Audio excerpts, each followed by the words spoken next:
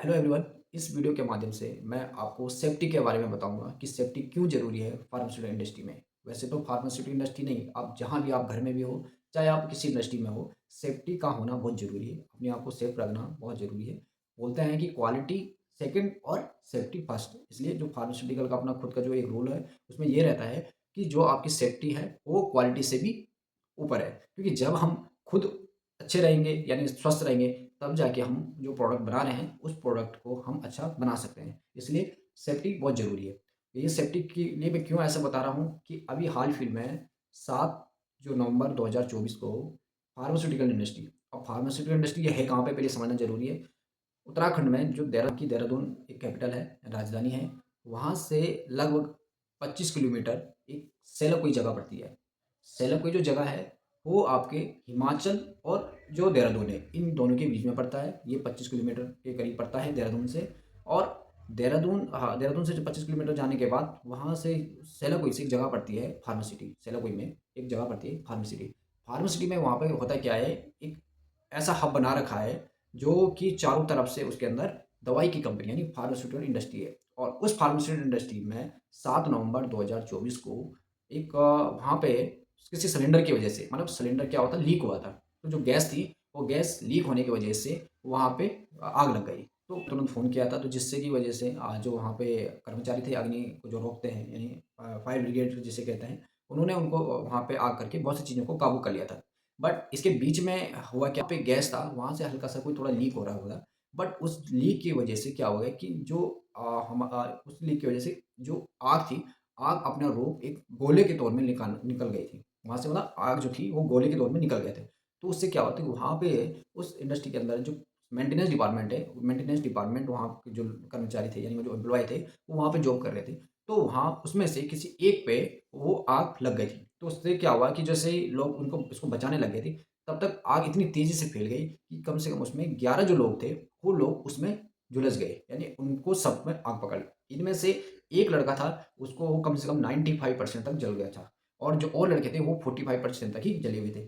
बाद में उनको एक नया पास में ही एक हॉस्पिटल था, उन हॉस्पिटल में शिफ्ट किया गया, लेकिन वहाँ से भी उनको फिर रेफ़र किया गया और रेफ़र वो अलग-अलग हॉस्पिटलों में किया गया। क्योंकि ये एक ऐसा मामला था जो इमरजेंसी में था, और इमरजेंसी में हो सकता है हर हॉस्पिटल में हो सकता है, इसलिए वहाँ से अलग-अलग, जैसे दून हुआ, इंद्रेश हॉस्पिटल हुआ, और उसके बाद कोरिलेशन हॉस्पिटल है देहरादून में, इन-इन जगह पे वो शिफ्ट करे गए थे। क्योंकि पहले तो प्राइमरी यहाँ पे जो एक ग्राफिक एरिया था वहाँ पे हुआ था, बट बाद में गवर्नमेंट ने इसको अपना मामला लेके शायद शिफ्ट कर दिया है। ऐसा मैं अखबार का जो इन्फॉर्मेशन वो बता रहा हूँ। मेरे को अपनी तरफ से मेरी कोई अपनी इन्फॉर्मेशन नहीं है, जो अखबार में लिखी थी मैं वही इन्फॉर्मेशन आपको बता रहा हूँ। बट अवेयरनेस की वजह से मैं इस वीडियो को बनाना चाह रहा था कि क्या, किस चीज़ का, और कई लोग ऐसे भी थे जिनको पता नहीं है अभी कि इंडस्ट्री में क्या क्या प्रॉब्लम होता है, किस वजह से हो सकता है। तो ये चीज़ें सामने आई थी। तो जिससे कि आज मैं इस वीडियो को बना रहा हूँ, जब मैं उसको डेली जो अखबार था उसको डेली पढ़ रहा था, उसके बारे में डेली सर्च कर रहा था, सोच रहा था, मतलब उसके बारे में डेली इन्फॉर्मेशन ले रहा था। तो आज मैं यहाँ पे 10 नवंबर 2024 को आज का अखबार जब मैंने उठाया, तो सुबह देखते ही तो जो 95% जो लड़का था एक जला हुआ, उसकी डेथ हो गई थी। तो वो लड़का था उसकी डेथ हो चुकी है। तो और बाकी जो और लोग हैं, यानी मतलब जो 10 लोग और भी हैं, उनमें से भी 1-2 लड़कों की अभी भी गंभीर जो स्थिति थी, वो स्थिति अभी बनी हुई है। तो भगवान से उम्मीद करेंगे कि जो भी अभी हैं, उनको भगवान जल्दी स्वस्थ रखें। देखो, जो चला गया वो वाक़ई में उनके घरवालों को या फिर कंपनी को, ऐसा नहीं है कि अब हम ये बोलें कि कंपनी की लापरवाही थी। देखो, कोई भी इंडस्ट्री में कोई भी मालिक हो या मतलब कोई भी किसी भी इंडस्ट्री में जहाँ वहाँ का अगर ओनर है, एमडी है, जो भी है, वो कभी नहीं चाहेगा इस चीज़ के लिए कि मतलब वहाँ पे कोई नुकसान हो, या कोई भी नहीं चाहेगा, चाहे आप घर हो या स्कूल हो, कोई नहीं चाहता।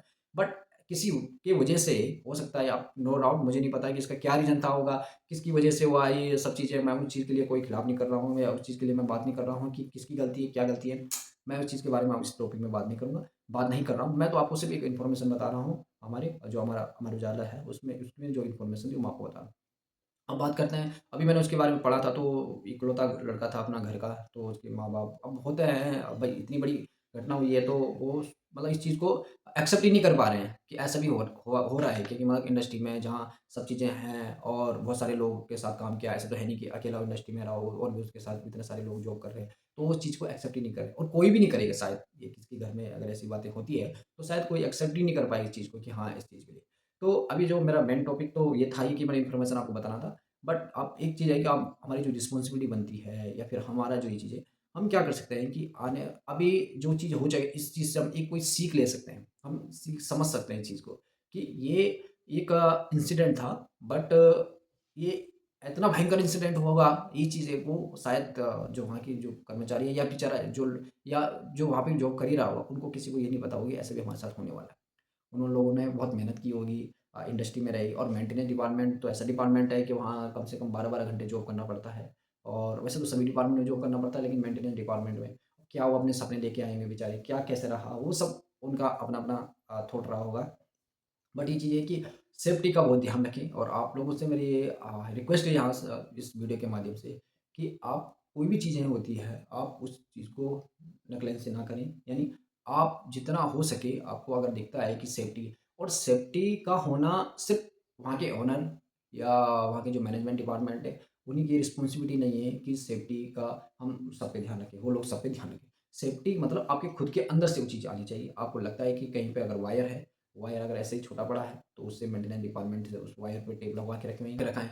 या फिर आपको कुछ भी ऐसा लगता है कि जो अनसेफ है, मतलब आपको लगता है कि ये चीज़ें हाँ, नहीं यार, ये चीज़ें हाँ, नहीं होनी चाहिए, ये चीज़ें यहाँ से हटानी चाहिए, उसको तुरंत अपने मैनेजमेंट से बात करिए, ये चीज़ें गलत हो रही है। आज हमारा जो फार्मास्यूटिकल इंडस्ट्री में पूरा एक परिवार है, जितने लोग यहाँ इंडस्ट्री में जॉब कर रहे हैं, सब लोग अपना मेहनत करते हैं, अपने घर से निकलते हैं, ज़िम्मेदारी रहती है सबके पास, घर की ज़िम्मेदारी रहती है, ऑफ़िस की ज़िम्मेदारी रहती है, ऑडिट्स की ज़िम्मेदारी, सभी चीज़ की ज़िम्मेदारी रहते हैं। और इस ज़िम्मेदारी के बीच में कोई हमारा भाई इस टाइप से अगर है, तो हमारा भाई अगर कोई इस टाइप से कोई प्रॉब्लम में इस टाइप से अगर किसी का इतनी बड़ी इंसिडेंट हो गया, मतलब डेथ तक हो गई है, तो आप समझ सकते हैं कि उनके जो परिवार से लेके और भी जो उसके बेचारे दोस्त रहे होंगे, जो उनके फैमिली वाले और भी मेंबर हैं, उन लोगों को कितनी दिक्कतें हो रही होंगी।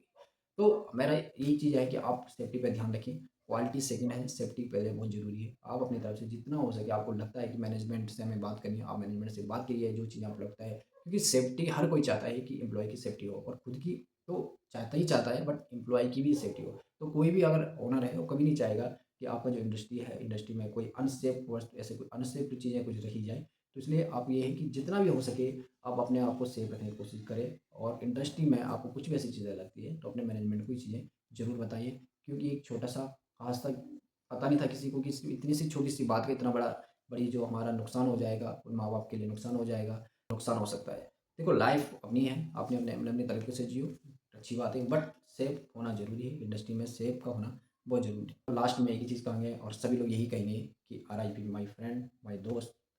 अगर आपने अपनी तरफ से बहुत मेहनत की थी होगी, आप अपनी तरफ से पूरे एफर्ट लगाया होगा, आपने इंडस्ट्री में, फार्मास्यूटिकल इंडस्ट्री में आपने बहुत कुछ सोचा होगा कि मैं आगे, आपका क्या प्लान रहा होगा, जैसे भी रहा होगा, भगवान आपकी आत्मा को शांति दे। और ये है हमारा एक फार्मा का जो परिवार है, हमारी सबकी तरफ से आपके परिवार के साथ हमारी बहुत सहानुभूति है, और हमें वाक़ई में दिल से इस चीज़ को हमें बहुत ही बुरा लग रहा है कि हम हमारे साथ का ही कोई जो फार्मास्यूटिकल जॉब कर रहा था, वो अब हमारे बीच में नहीं है। Okay friend, thank you.